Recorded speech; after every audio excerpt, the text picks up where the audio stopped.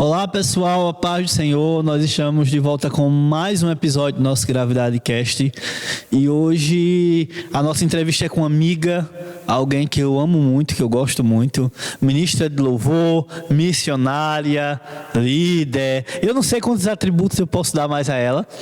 É a minha amiga Bárbara, que hoje vai conversar aqui conosco, vai bater um papo bem legal. E eu quero dizer que eu fico muito feliz de ter comigo, meu bem. Que é isso.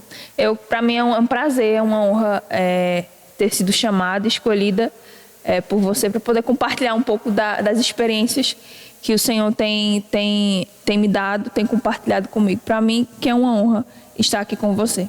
Amém. E para a gente já começar a nossa entrevista assim com todo gás, eu quero que você fale um pouco quem é a Bárbara. Quem é essa Bárbara que as meninas dizem, a Bárbara da voz bonita, a Bárbara que canta, a Bárbara que ministra, mas por fora todos os dons e talentos, quem é Bárbara? A Bárbara é uma menina, né, que teve que aprender a ser mulher, teve que, ao longo dos anos, aprender a ser alguém que cuidasse das outras pessoas. Eu, desde muito nova, desde muito pequena, desde cedo, né, minha mãe, ela sempre teve problemas com ela, problemas de visão. E eu tive que aprender a cuidar da minha casa. Eu tive que aprender a cuidar da minha família. Eu tive que aprender a cuidar da minha mãe.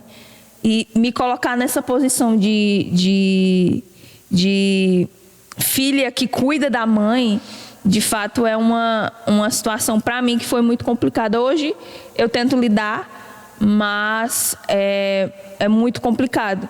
Mas a Bárbara é isso, a Bárbara é a filha, é a irmã, é a ministra, como você mesmo fala, com os seus defeitos, com as suas falhas, é a serva, além de tudo. Eu acho que o pessoal fica trazendo esses adjetivos a mim, a Bárbara é mídia, a Bárbara é ministra de louvor, mas eu não consigo me intitular com essas coisas, sabe?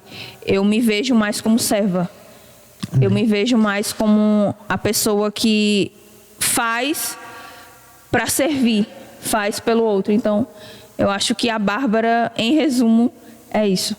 Acho que é muito interessante, é muito bom ouvir isso, porque... E eu falei até de forma proposital, não que a Bárbara não seja, mas geralmente as pessoas gostam muito de ligar a pessoa ao dom. E eu acho muito interessante quando você fala que você resume quem você é como a serva. Sim. Eu acho muito interessante porque a própria palavra diz que aquele que quer ser grande tem que servir a todo. Então, quanto muito é dado, mais servir você tem. Sim. E eu acho isso muito interessante. E já que você falou sobre isso, já falou um pouco quem é a Bárbara, o pessoal de casa que está nos assistindo agora já sabe um pouco quem é a Bárbara. Eu queria que você falasse um pouco da sua caminhada, da sua experiência com o Senhor, quando foi que isso aconteceu, como aconteceu. Fala um pouco sobre essa experiência dessa caminhada no início para todos nós. Então, eu acho que eu me entendo por cristã, né, por crente, desde muito nova. Acho que quando eu tinha uns 2 anos, a minha mãe ela se converteu, ela aceitou Jesus. E a partir desses 2 anos, a partir de muito novinha mesmo, eu passei a conviver no meio cristão. Eu passei a ver essa questão de ir à igreja, de acompanhar a minha mãe na igreja e estar na igreja. Então, de fato, é desde muito nova, desde muito cedo. Só que eu sempre fui aquela Bárbara que vivia pelos cantos da igreja, vivia escondida na igreja. Não era aquela Bárbara que vai lá, aquela pessoa que vai lá, que faz, que serve, sabe? Que adora em espírito e em verdade, que levanta a mão. Não, eu era morta na igreja. Eu era praticamente aquela pessoa morta que vai à igreja, mas vai por obrigação, porque a mãe está mandando, porque a mãe está obrigando. Então passou-se um tempo em que eu passei a viver assim. Então eu ia para a escola, eu estava em casa, mas quando dizia igreja, aparecia uma dor de cabeça, aparecia uma doença, eu não queria ir, eu não queria estar no ambiente igreja. E graças a Deus e muito a minha mãe que insistiu muito em eu ir nesse insistir. Chegou o tempo em que me chamaram, né, para eu ir para um ensaio. Eu não lembro bem o que foi, mas me chamaram para eu ir para um ensaio. E eu fui para esse ensaio. E aí me chamaram novamente para um culto e eu fui para o culto. E desde então eu estou aqui, estou indo, estou caminhando desde até hoje, né? Eu costumo dizer que eu não consigo mais sair do ambiente igreja. A igreja, o altar, é o lugar em que eu amo estar. Então, desde essa época, desde que de fato eu entendi o porquê de eu estar ali, o porquê que eu queria estar ali. A partir do momento que eu entendi isso, que eu compreendi isso, nunca mais foi a mesma coisa. Então, não havia mais motivos de não ir para a igreja. Não havia mais desculpas de não estar nesse lugar. Então, eu acho que é a partir daí. Eu achei muito interessante você falando por causa da insistência da sua mãe. Sim. E eu acho que para o tempo que a gente tem vivido isso é muito importante, porque a gente escuta muito pais falar assim: mas eu vou obrigar, mas a minha criança não quer estar mais na igreja, não quer ir, eu não posso forçar, Deus não quer nada forçado. E claro que a gente respeita cada opinião, mas particularmente eu acho que você pai, você mãe, a autoridade sobre a vida dos seus filhos está constituída a você. Então Deus irá cobrar de vocês. Então eu acho muito importante. Eu lembro que minha mãe, desde pequeno, eu lembro que minha mãe dizia: pode estar maior de idade, enquanto estiver dentro da minha casa, faz o que eu quero. E eu acho que isso se aplica a esse lugar também. Porque muitas das vezes a gente não sabe o que a gente quer. Às vezes a gente quer uma coisa hoje, amanhã quer outra. E se os pais abrirem mão e deixar, talvez os amigos persistem e insistem a sair, a ir para alguns rolês, a ir para outros ambientes. Então, por que os pais que têm essa autoridade, que serão cobrados por isso, não podem insistir para levar os filhos para a igreja? Então, eu acho isso muito importante. Mas aí você disse que dessa insistência de ir, em algum momento você deixou de ser a menina que se escondia. E de fato passou a ir sem desculpa. Quando foi que essa chave virou? O que fez essa chave virar? Eu acho que quando eu de fato entendi o porquê eu precisava estar ali, sabe? Quando eu realmente passei a compreender o lugar que eu precisava ocupar. O lugar que eu devia ocupar. Eu vivia numa vida em que qualquer coisa ia, qualquer coisa dava, qualquer levantada de mão ia, se eu cantasse de qualquer jeito estava tudo bem. Então, eu acho que quando eu compreendi o real significado da adoração, eu acho que aí foi que a chave virou. Eu acho que foi aí que eu entendi: não, eu não posso ser essa pessoa meia boca. Eu não posso ser essa pessoa que faz as coisas de qualquer jeito. Eu não posso ser essa pessoa que faz por fazer, sabe? Mas com um sentido, com um significado. Eu acho que eu passei a entender que eu precisava fazer algo para alguém. E eu estava começando a entender quem era esse alguém. Eu estava começando a compreender quem era ele. Então, eu acho que a virada de chave foi aí. Quando eu passei a compreender quem era ele e por que eu estava fazendo o que eu estava fazendo para ele. Eu acho que foi aí. Para além disso, e você falou algo aí que já me chama a atenção. Como eu falei, Bárbara é ministra de louvor. Quando foi que você se descobriu nessa posição de louvar ao Senhor, de adorar ao Senhor com as canções? Em que momento isso aconteceu? Em que momento você descobriu que não, eu pertenço a esse lugar? Em que momento isso aconteceu? Assim, eu comecei a lembrança que eu tenho de cantar, eu acho que foi numa igrejinha bem pequena lá perto de casa. Eu acho que eu tinha 4 anos. E eu lembro que eu fui cantar, me chamaram, eu tive a oportunidade para cantar. E eu cantei e as pessoas falaram: não, ela tem uma voz bonitinha. E minha mãe em casa também percebia que eu cantarolando as músicas, quando eu ia para a igreja, ela via que eu cantava meio afinadinho, tal, meio bonitinho. E aí as pessoas começaram a notar. E aí, de fato, quando eu passei a perceber isso em mim, e que era ligado, era atrelado ao meu ministério, eu acho que bem depois de eu começar a aparecer na igreja, sabe? Aí eu começar a fazer algo na igreja, começar a servir, seja secretaria, seja qualquer outra coisa. Quando eu passei a servir, eu passei a, de fato, entender que aquilo era um dom que fazia parte do meu ministério. Então, eu acredito que foi a partir daí que eu passei a compreender e entender esse mundo da adoração, esse mundo do louvor, do adorar ao Senhor com a voz. Eu acho que foi a partir daí. Bárbara, você falou a respeito de quando se descobriu com essa questão da voz e muito cedo. Mas a gente sabe que 4 anos, você é uma mulher hoje de 24 anos. Então já faz 20 anos. Quando você percebeu de fato o que era ter essa vida de adoração?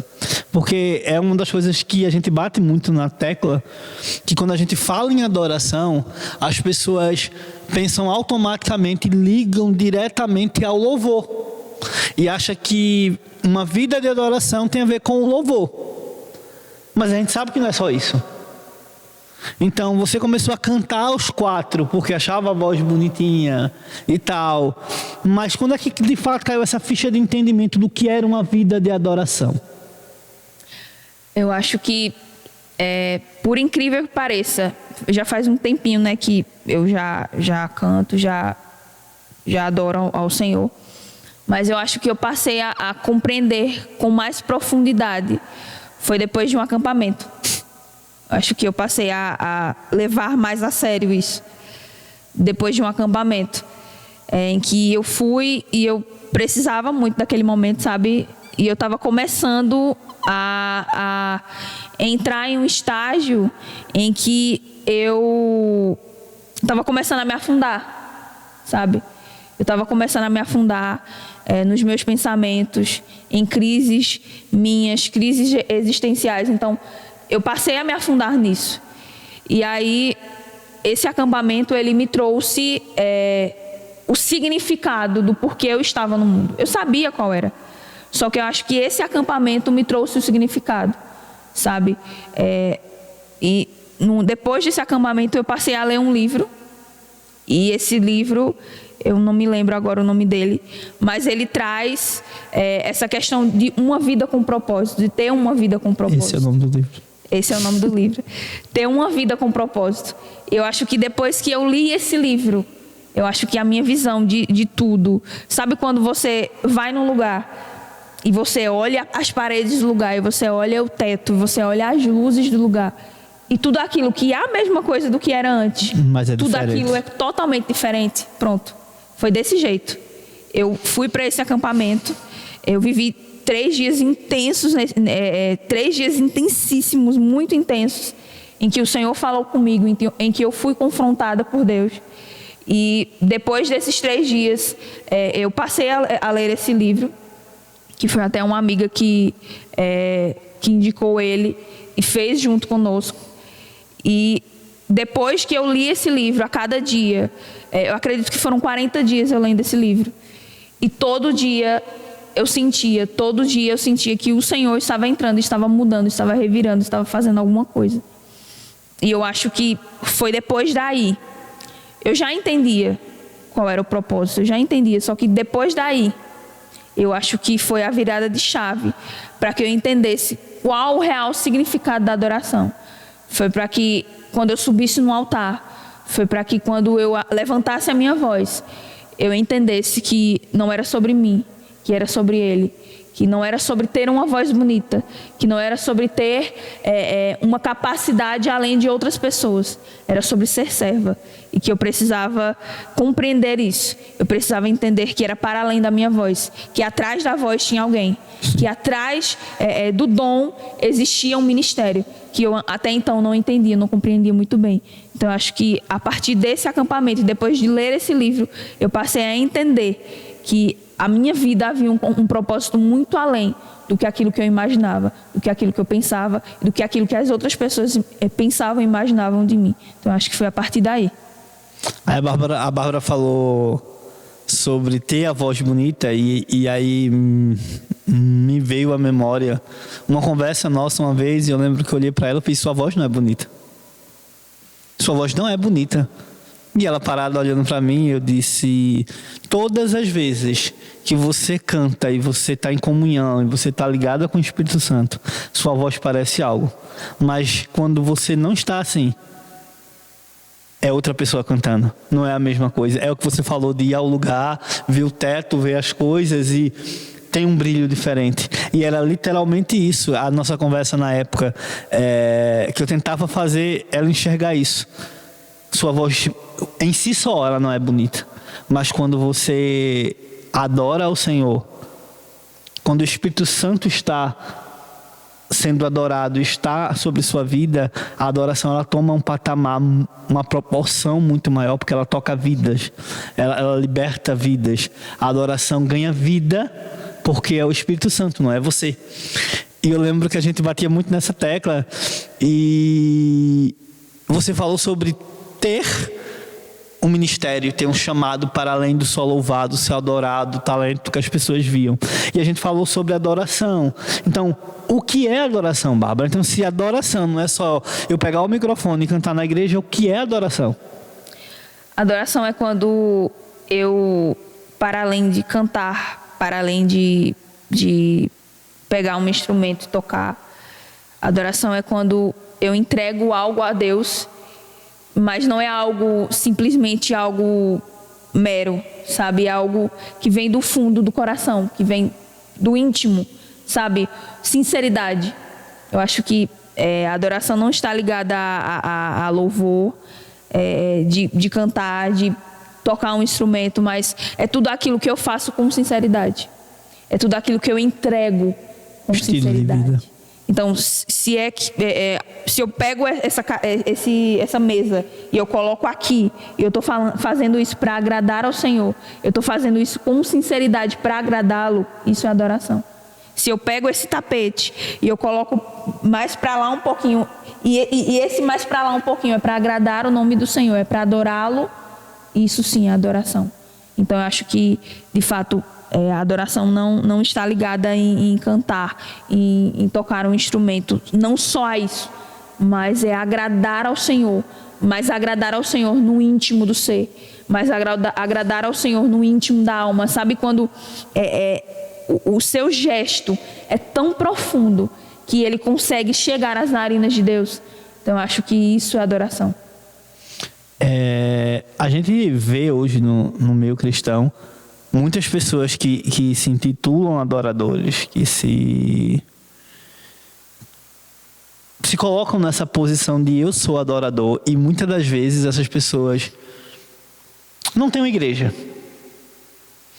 Então, como você disse que descobriu indo para a igreja muito novinha, com 4 anos de idade, e você é alguém que permaneceu 20 anos depois, ainda continua na igreja, debaixo de uma liderança, sobre um ministério. O que você diria? Qual a importância de se ter um local para chamar de casa, se ter uma igreja para chamar de casa? Ou você acha que não? Como muita gente aí tem feito, tudo bem, eu tenho um dom, eu tenho um talento, foi o Senhor que me deu, eu vou servir a Ele dessa forma, de qualquer forma. Então, qual a importância, ou não tem importância nenhuma? Claro que tem importância. Acho que quando você tem uma casa, um lugar para chamar de igreja, é muito importante. Por quê? Porque é um lugar onde você vai estar em conjunto com outras pessoas. Então você não é igreja sozinho. Acho isso que é importante. Isso é muito importante. Você que acha que você é igreja porque você vem à igreja, você está totalmente errado. Você é igreja porque eu, com você, nós somos igreja. Eu sozinho sou um membro. Então não tem como eu sozinha ser igreja. Nós dois somos igreja. Então eu acho que a importância de estar numa casa, de ir para uma igreja, de congregar em uma igreja, eu acho que é essa. Eu acho que fica solto, sabe? Fica avulso. Não se tem alguém cuidando, não se tem com quem contar. Você estando na igreja, você tem um lugar, uma casa, um lugar onde você pode estar, um lugar onde você tem um pastor. Então, uma pessoa que não vai à igreja é uma ovelha desgarrada, uma ovelha que não tem um rebanho para chamar de irmão, para chamar de amigo, para estar próximo. Então, eu acho que você não ter igreja é você se ausentar do cuidado. É você se ausentar do cuidado do bom pastor superior. Porque o bom pastor, a gente sabe que ele cuida das suas ovelhas, mas ele também cuida das ovelhas em unidade. Então, eu acho que é um risco terrível você não estar em uma igreja, você não pertencer a uma igreja, sabe? Era essa a minha pergunta. Quais riscos esse adorador corre não fazendo parte de um rebanho, não estando debaixo da autoridade de uma liderança? A que essas pessoas estão suscetíveis? Eu acho que uma ovelha sem um rebanho, sem um pastor, ela está mais fugiu a palavra, ela está mais suscetível aos descuidados, sabe? Quando um lobo ele está rodeando o rebanho e ele está ali procurando as ovelhas para poder tragar, e ele encontra uma ovelha afastada daquele rebanho, ele vai para ela, é mais fácil ir até ela e tentar tirar a vida dela. Então, quando as ovelhas estão juntas, quando as ovelhas estão em unidade, ele vê que está todo mundo ali junto, está todo mundo perto do pastor, então ele não vai. Então, eu acho que quando a ovelha ela está ali em unidade, ela está perto do pastor e ela está junto com o rebanho, ela está mais protegida. Então, eu acho que o adorador ele precisa ter esse cuidado de estar perto das ovelhas e estar perto do pastor, para que não lhe ocorra com que as coisas más que já vêm normalmente você estando fora da igreja, que já vem normalmente você estando, na verdade, dentro da igreja, e fora dela corre mais risco ainda. Após falar um pouco sobre essa questão da adoração, do que é adoração, do que é de fato uma vida de adoração, que não é só o louvor, da importância de congregar, de estar na igreja, que é bíblico, que é algo que devemos seguir, devemos fazer. Por trás de tudo isso, existiu uma menina, como você falou, que aprendeu a ser mulher, com as dores, com ter que amadurecer cedo por conta dos problemas familiares. Essa menina, essa mulher, como é que as dores, os problemas dentro de casa,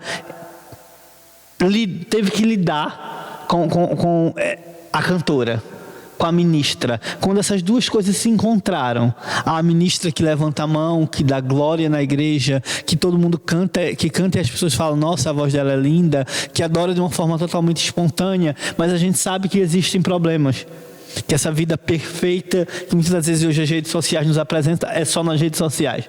Quando essas dificuldades vieram, quando você teve que amadurecer mais cedo, quando você teve que lidar com coisas que você não queria, como foi a construção do caráter, a construção dessa pessoa, da forma emocional, da forma espiritual, convivendo dentro da igreja, já servindo, já sabendo que o Senhor chamou para algo, mas ainda assim vive nessa terra, numa realidade onde é confrontada com as adversidades. Como foi que a mente dessa jovem ficou, essa jovem mulher, para lidar com isso? Então, foi bem complicado, né? Eu como eu falei no início, desde muito nova, minha mãe, ela tem muitos problemas de saúde. E aí eu precisei amadurecer, precisei me colocar nessa posição de cuidar. E cuidar dela, cuidar da minha irmã, cuidar do meu pai. Então, eu acho que isso ajudou para que eu me tornasse quem eu sou hoje, sabe? Eu acho que se eu não tivesse levado a vida que eu levei até hoje, eu acho que eu não seria quem eu sou hoje. Eu acho que eu não seria quem eu sou hoje. Eu acho que ter que lidar com tudo isso, ter que lidar com a minha mãe, ter que ajudar a minha mãe. Vai no médico, vai num me ajuda aqui, me ajuda ali, faz os afazeres de casa, ajuda tua irmã nisso, ajuda teu pai nisso, seja essa pessoa. Então eu acho que isso me ajudou para ser quem eu sou hoje. Eu acho que isso se encontrou quando eu descobri essa questão do adorar, do louvar ao Senhor. Eu acho que nos meus momentos mais complicados, nos meus momentos mais difíceis, é para a adoração que eu corro. Então essa semana eu estava tendo uns momentos complicados e aí eu coloquei um louvor, comecei a fazer os meus afazeres de casa, comecei a arrumar minha casa, comecei a organizar a minha casa e eu senti como se o Senhor estivesse me curando, sabe, por dentro. Como se Ele estivesse movimentando alguma coisa que eu ainda não havia sentido. E eu acho que uma coisa uniu a outra. O ter que lidar com os afazeres de casa, ter que levar a minha mãe no médico porque não tem quem leve, porque minha irmã é muito jovem, ela precisa ir para a escola e meu pai às vezes está trabalhando e eu preciso estar com ela. E eu não digo preciso por obrigação, mas preciso em amor. Eu preciso cuidar dela, porque ela cuidou de mim tanto tempo, ela me gerou tanto tempo. Por que eu não vou cuidar dela? Por que eu não vou ser esse apoio para ela? Sabe? Então eu acho que eu tive que aprender a atrelar esse adoração e a minha vida pessoal, sabe? E eu acho que quando eu venho cuidar dela, quando eu venho cuidar da minha irmã, quando eu venho cuidar do meu pai, eu estou fazendo a adoração de qualquer jeito. Eu estou adorando ao nome do Senhor de qualquer forma. Adorando, cuidando deles, que eu estou adorando ao Senhor. Então, eu acho que isso se encontra assim, sabe? Acho que é dessa forma que tudo se encontra. Como é que a garota, que a menina que louva desde os 4 anos, que vivia se escondendo pelos cantos, é até engraçado, quando eu conheci a Bárbara, ela de fato era isso. Ela era aquela menina que ficava no cantinho, escondida, e ainda já chamavam ela para cantar, e ela cantava, depois sumia de novo ali no meio das pessoas. Quando foi que essa criança descobriu, de fato, porque você falou para além dos dons e talento e cantar, você descobriu que existia muito mais do que isso. Existia um chamado, existia um ministério. E aí, de forma clara e bem objetiva, quando a descoberta desse ministério se deu? Que ministério é esse? Para o que o Senhor lhe chamou para essa vida? Então, eu sempre fui uma pessoa que paguei muito de doida, como a gente costuma falar.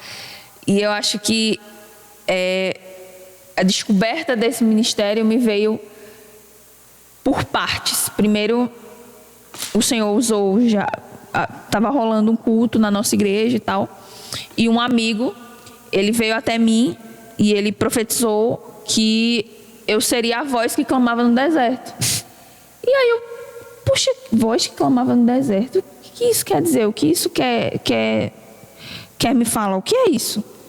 E aí eu entendi que estava relacionado a João Batista, e eu passei a ter mais dúvida ainda. Meu Deus, o que é isso? Voz clamando no deserto, João Batista, o que isso quer dizer? E pouco tempo depois, o Senhor usou a minha mãe para mim, e Ele disse que Ele estava me chamando a missionária, que eu seria missionária e que eu levaria o nome dele às nações. E a partir daí eu passei a entender e a compreender o porquê da voz que clamava no deserto, o porquê da voz que clamava na escuridão. Então eu entendia a questão das missões, né, de ir a outras nações, de estar em outras nações, mas para além disso, eu passei a compreender sobre essa voz que ecoa. E ser essa voz é muito complicado, porque não é a minha voz que eu estou levando, não é o meu nome que eu estou levando, é um nome muito além disso, é o nome de Jesus. Então eu preciso aprender e saber como me portar, como agir, como falar, o que fazer, porque eu entendo que tem pessoas olhando ao meu redor, Eu entendo que eu estou sendo vigiada por pessoas. E para além disso, o Senhor me chamou para ser referência no meio das pessoas. E ser referência é isso. É você se destacar. E não se destacar porque eu sou alguma coisa, porque eu não sou nada, meu Deus do céu. Mas porque é o nome dele, porque a glória dele está refletida em mim. Então, eu preciso levar isso. Eu preciso levar isso para as pessoas. Então, eu acho que foi aí que eu compreendi que, de fato, eu era chamada para aquilo e eu fui chamada para isso. E eu lembro que uma pergunta que eu estava tendo uma conversa com uma amiga e ela olhou para mim e falou: Bárbara, se tirar a sua voz, o que resta? O que resta para você contar? Se tirar o seu dom, o que você tem para adorá-lo, o que resta? E aí, a partir desse estalo, a partir dessa pergunta, eu passei a me perguntar: meu Deus, o que resta? Será que se amanhã o Senhor tirar a minha voz, o meu ministério acaba? Será que se amanhã o Senhor resolver deixar a minha voz falhada, será que ainda assim eu vou ter um ministério? E aí foi quando eu entendi o missões. Que missões é para além de você cantar, é para além de você entregar um panfleto. Missões é quando você vai lá e você coloca a cara a tapa e você veste os calçados do Evangelho da Paz e você precisa fazer alguma coisa. Então, eu acho que foi aí que eu entendi, de fato, o meu ministério. Foi aí que eu compreendi para que eu fui chamada, para o que eu fui chamada. E aí você falou de perder a voz e o que é que se perder a voz, o que restava. E eu sei que existe uma história sobre isso também. Comenta um pouco sobre essa história do perder a voz. Então, eu sempre tive, ao longo da minha vida, eu sempre tive muito problema na garganta. E já aconteceu de algumas vezes ela inflamar e ela falhar, mas nunca como nesse dia. Eu fui chamada para ministrar numa igreja e eu fui com o pessoal na época do Ministério de Louvor e eu fui com eles.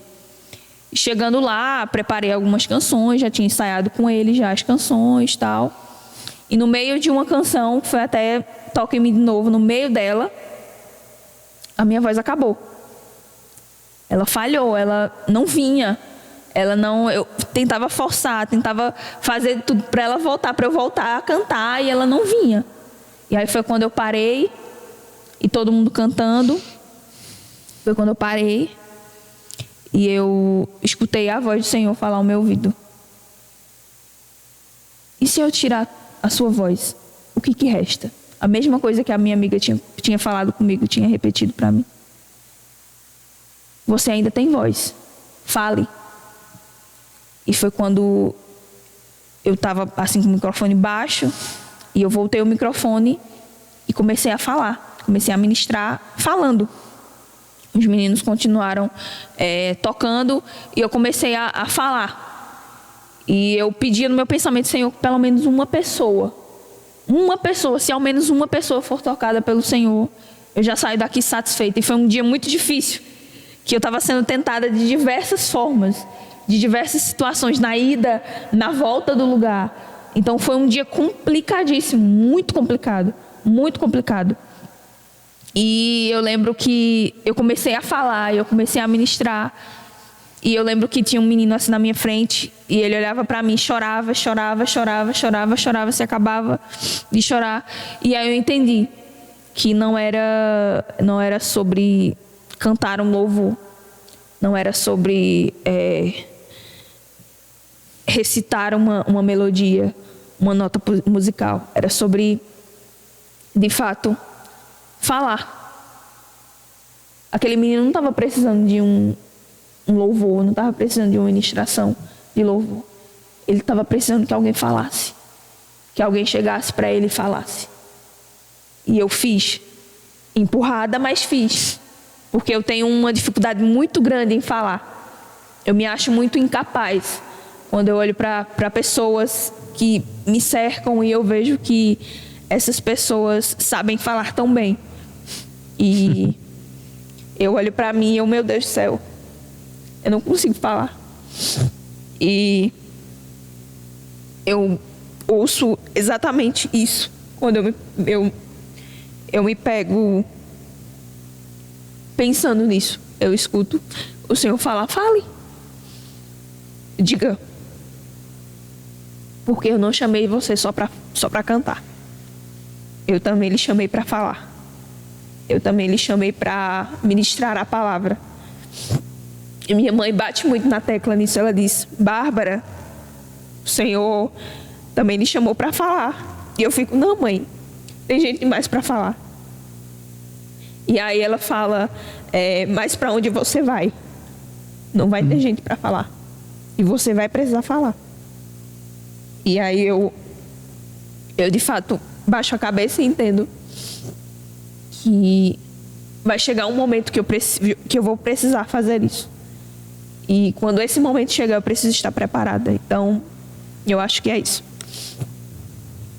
Enquanto a Bárbara toma um pouco de água,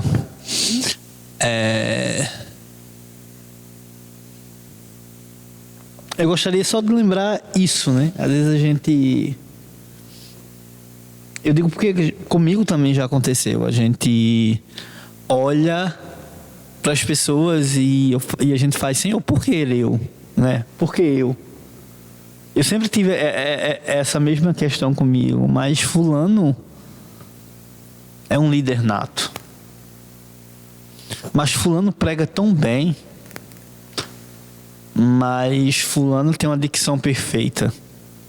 E eu tropeço nas palavras, eu erro as palavras, eu troco. Por que eu? E é exatamente para isso, para que a gente entenda que não é sobre nós, não é sobre o que nós temos a oferecer, é sobre a graça dele e o Espírito dele sobre nós. Independente da nossa dicção ruim, independente das palavras que saem tropeçadas, mas quando é ele que conduz, quando é ele que está sobre nós, as coisas acontecem. Então, talvez alguém fale melhor, alguém cante melhor, alguém lidere melhor, alguém seja até melhor.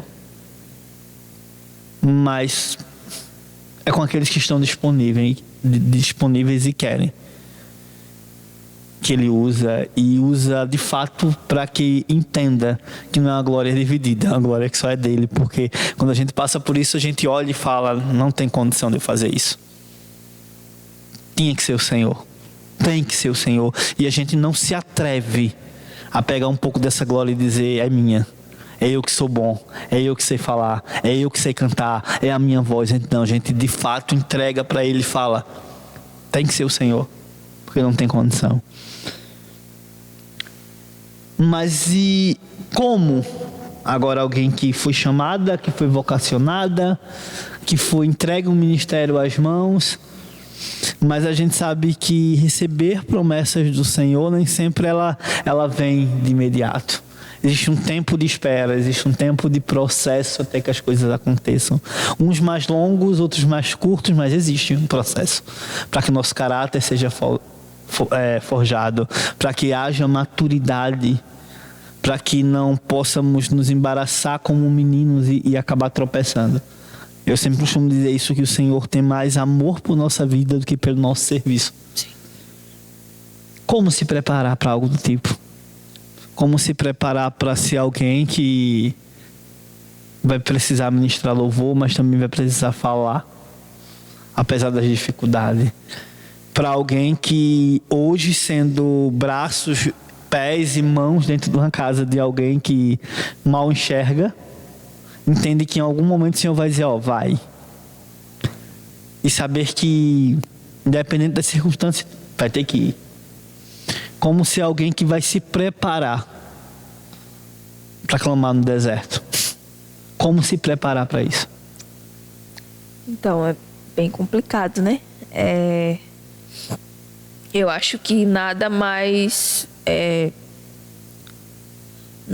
importante do que viver um dia após outro, sabe? Do que aproveitar as oportunidades que o Senhor lhe dá. Eu acho que a minha escola foi o meu quarto. A minha escola foi a minha casa, foi ter que cuidar da minha família. A minha escola foi ter que lidar com certas pessoas dentro da igreja.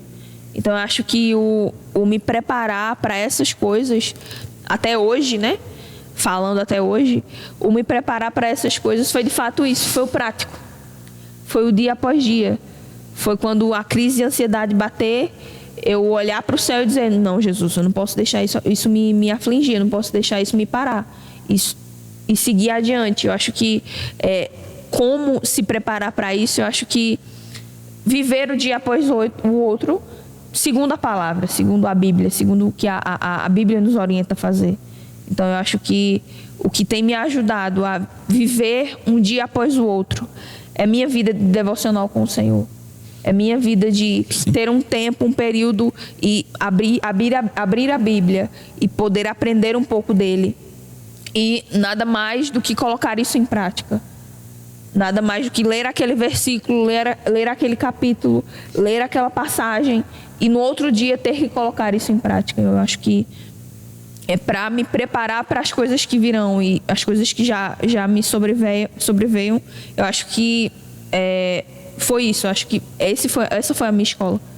Eu acho que é interessante a gente saber disso, porque é algo bem parecido. Quando o Senhor começou a falar comigo a respeito de um chamado, de um ministério, uma das coisas que o Senhor sempre frisava e batia muito na tecla comigo era que eu precisava dedicar tempo a conhecê-lo. E às vezes é muito complicado lidar com isso, porque a gente até quer o ministério. Às vezes a gente faz, uau, eu quero isso. Nossos olhos brilham e a gente quer. Mas muitas das vezes a gente não quer passar pelos processos que demandam. Os processos que nos levarão a esse local. Então, antes da execução de algo, o Senhor nos prepara primeiro. E a gente às vezes quer executar, mas a gente não quer passar pelo processo que demanda essa preparação. E sim, isso é muito importante. Não tem como a gente servir ao Senhor sem conhecer o Senhor do serviço. E nesse aspecto eu gosto muito de lembrar de Moisés, porque Moisés para mim é mestre nisso para mim, quando eu penso nisso. Porque Moisés tem o Senhor dizendo, tudo que eu prometi eu vou cumprir. Tudo que eu falei vai acontecer. Agora eu não irei com você. Eu mandarei anjo, vocês vão chegar na terra prometida e tudo vai acontecer como eu falei. Moisés, olha e faz, se o Senhor não for conosco, não nos faça sair daqui. E ali Moisés nos ensina algo muito poderoso. Que Moisés estava dizendo, o Senhor prometeu uma terra que emana leite e mel, onde vamos viver fartos, onde vamos ter um espaço para chamar de nosso, mas nada disso é importante. Então, se não for o Senhor aí conosco, preferimos morrer aqui no deserto. Mesmo com a escassez de comida, mesmo com o calor, mesmo com o frio à noite, mesmo com toda a necessidade, qualquer necessidade é melhor com a presença do Senhor. Sim. Do que a fartura sem Ele. Sim. E todas as vezes que eu penso nisso, eu penso em Moisés. Não adianta eu querer fazer uma grande obra sem o Deus dessa obra. Sim. Porque o Deus dessa obra é mais importante do que qualquer outra coisa que Ele possa oferecer. Exatamente. Mas essa mulher que teve que cuidar de tudo e de todos muito cedo, ela também precisa ser cuidada. Então, como alguém que teve que amadurecer muito rápido e cuidar de todos muito rápido, como é cuidada? Em que momento é cuidada? E não é perigoso não ser cuidada? Como se dá esse processo? Então, é muito perigoso não ser cuidada. Eu falo porque por muito tempo eu não era essa pessoa que era cuidada, sabe?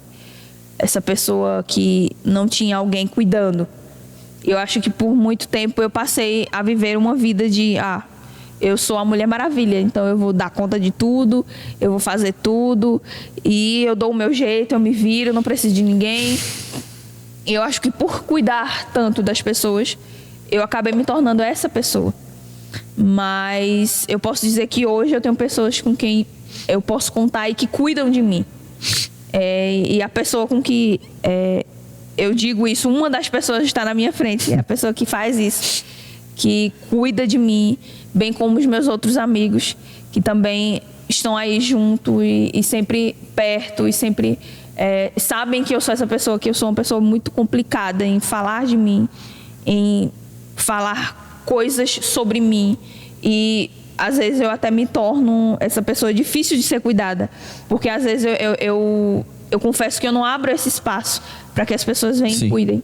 Mas eu digo que eu tento com muita dificuldade, mas eu tento fazer. E eu tenho sim pessoas com quem cuidar, eu tenho pessoas que cuidam de mim, pessoas com quem eu posso contar. E o conselho que eu dou para as pessoas que não têm essas pessoas com quem cuidar, procure alguém. Seja essa pessoa que deixa as outras pessoas virem e cuidar de você. Porque você que não é cuidado, você que não permite esse cuidado, você está se colocando em um lugar de perigo. Porque quando você cair, não vai ter alguém para lhe segurar, não vai ter alguém para lhe levantar. E quando tem duas pessoas num caminho andando, é mais fácil. Porque se uma cair, a outra consegue levantar. Então, eu acho que é muito importante você ter alguém, ter essa rede de apoio. E hoje eu posso dizer que eu tenho a minha rede de apoio. Hoje eu tenho as pessoas com quem, se der algum BO, se der algum problema, eu sei a quem eu posso recorrer, eu sei a quem eu posso correr. Então, não seja essa pessoa que não procura ajuda, procure ajuda. Tem alguém, tem uma rede de apoio. Eu acho que... Eu entendo completamente isso. Acho que o nosso maior problema, a gente quando tem que amadurecer muito cedo e a gente passa a cuidar das pessoas muito cedo, a gente fica um pouco arrogante, sabe? A gente olha assim e diz, eu não preciso de ninguém. Porque se eu conseguir lidar com tudo sozinho até agora, para que eu vou precisar de alguém?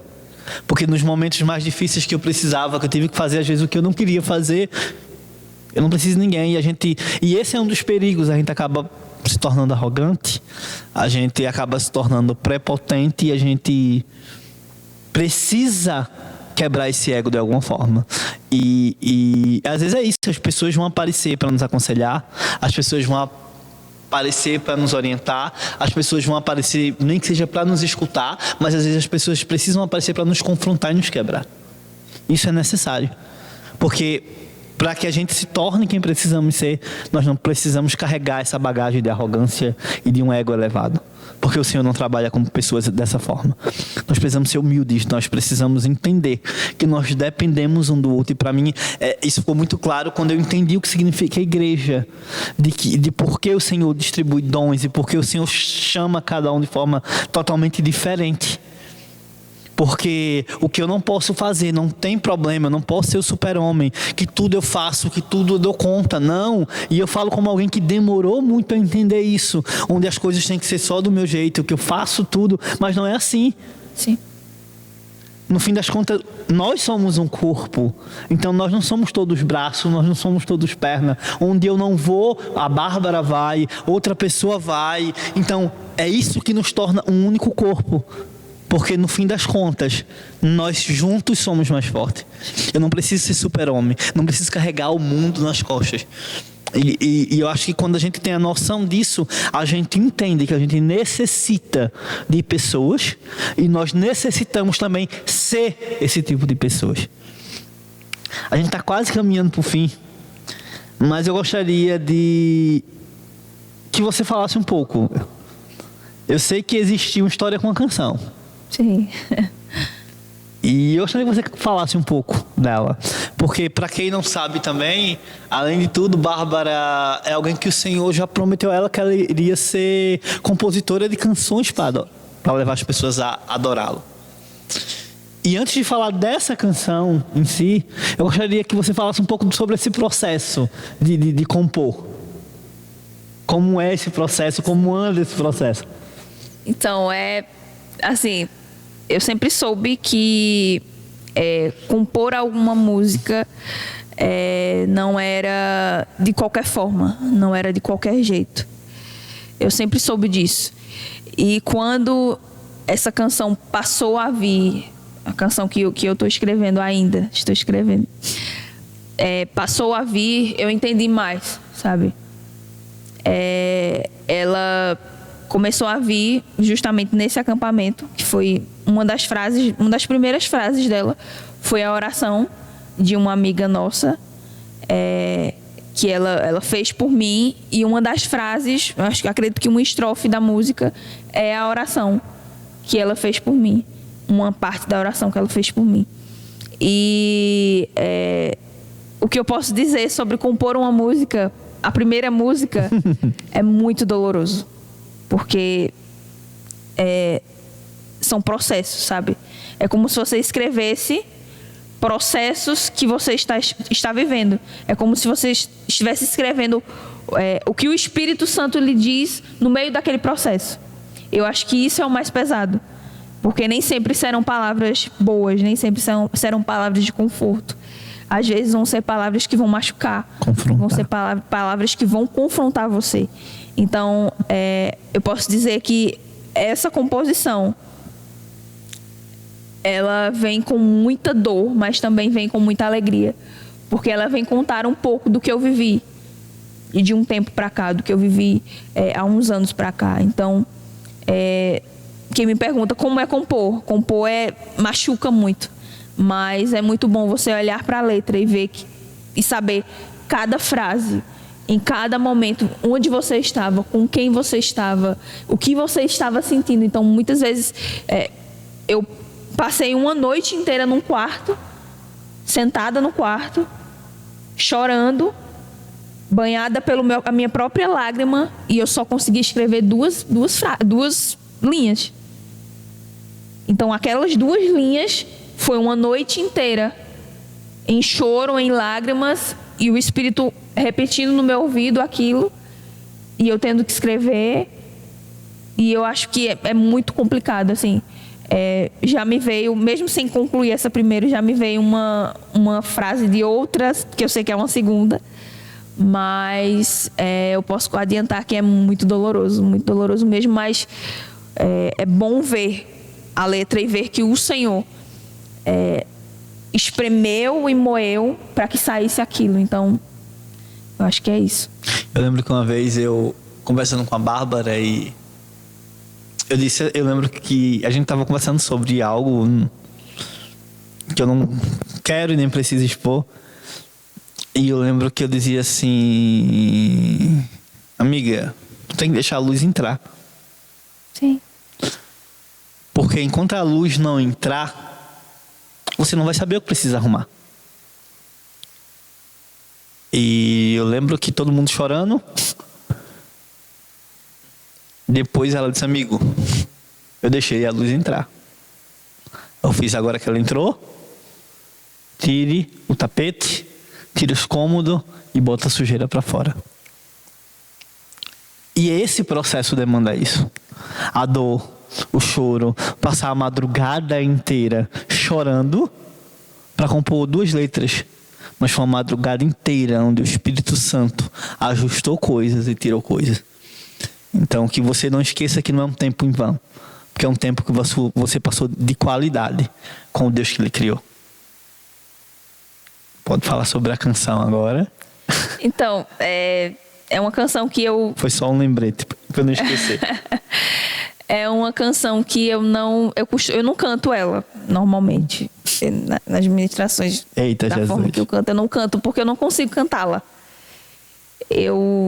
Desde da primeira palavra dela até o final, eu não consigo cantá-la, porque foi exatamente ela que durante um período da minha vida, da minha história, logo após esse acampamento, que eu fui, né, que eu vivi, que mudou a minha vida, e eu passei a ouvir essa música todos os dias, e era como se, sabe aquela música que quando você escuta ela está entrando pelos seus ouvidos, mas parece que ela está dilacerando a sua alma. É isso que acontece até hoje quando eu escuto ela, quando eu ouço ela, porque não é que aquilo que eu vivi volta. É como se eu lembrasse da dor que eu vivi, mas não é de uma forma ruim, sabe? É como se aquilo me renovasse, é como se aquilo me relembrasse. E essa canção, ela me dilacera por dentro de uma maneira que, meu Deus do céu, só o Senhor sabe como. Porque justamente veio nesse período em que eu conheci, de fato, esse amor que Ele salva, mas Ele também quebra. Que Ele acolhe, mas Ele também fere para depois curar. Então, tem um versículo lá em Jó, eu não lembro da referência, eu sou péssima em referências, mas vem dizer que Ele mesmo faz a ferida, mas Ele mesmo restaura. Ele mesmo põe o curativo, Ele mesmo cura ela. E foi o que eu vivi durante esse período, esses 40 dias aí que eu vivi. Foi isso que eu vivi. E é exatamente o que a canção fala, como se o Senhor tivesse me dado, tivesse usado outra pessoa para compor, para fazer os arranjos, e me deu para ouvir. É como se aquela canção fosse tudo aquilo que eu estava vivendo. A gente pode ouvir um pouco, saber que canção é essa? É se sair, né? Eu não vou conseguir cantar. Eu vou recitar ela, né? Eu vou recitar ela toda, porque eu acho que ela toda... Nem o refrão sai cantando? Vamos ver, né? O nome da canção é O Outro Lado do Amor, Ministério Zoe. E vou recitar esse início. Ela vem dizer: me ama com a fúria do perfeito amor. Deseja como um fogo consumidor, mais forte que a morte, intenso como a sepultura é o teu amor. Tentei fugir e você me caçou. Pensei que já bastava e você me mostrou que era só o começo, e o que eu pensei ser o fim nem começou. E aí o refrão dela vai dizer: como um leão você me cercou, com fúria me despedaçou.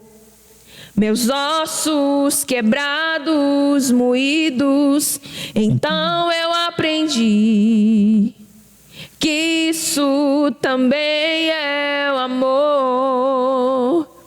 E esse refrão em especial, esse refrão eu ouvia todos os dias. E não havia um dia que eu não chorasse com esse refrão.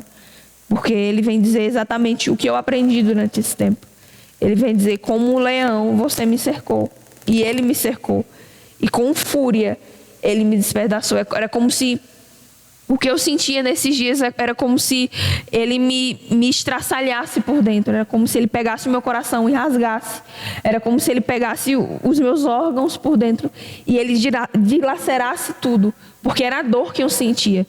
Mas é o que vem dizer depois: meus ossos quebrados, moídos. E então eu aprendi que isso também é amor.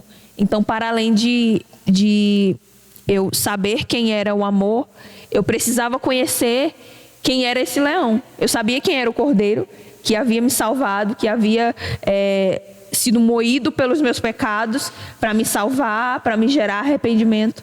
Mas naquele momento eu estava aprendendo quem era o leão. Naquele momento eu estava aprendendo quem era aquele que me cercava, me quebrava, me estraçalhava, me moía, para que eu entendesse que aquilo também era amor. Então, hoje, quando eu canto sobre o amor de Deus, hoje, quando eu ministro, eu adoro sobre o amor de Deus, eu também estou adorando sobre esse amor leão, esse amor que me quebra, que me constrange, que me arregaça de dentro para fora, mas é por amor. Mas é para me fazer entender que é por amor. Então, eu acho que é essa canção, e é isso que essa canção traz para mim. Bom, a gente está chegando ao fim da nossa entrevista. E a única coisa acho que me resta dizer é que bom. Que bom que ele não permitiu que você permanecesse no quarto escuro. Que bom que ele não permitiu que as suas vontades fossem feitas. Que bom que ele não lhe deixou no confortável. Que bom que ele lhe quebrou. Que bom que ele lhe amassou. Que bom que ele lhe despedaçou. Porque ele mesmo depois juntou pedaço por pedaço e a gente sabe que aquela dor você não vai sentir mais. Sim. Então eu queria te agradecer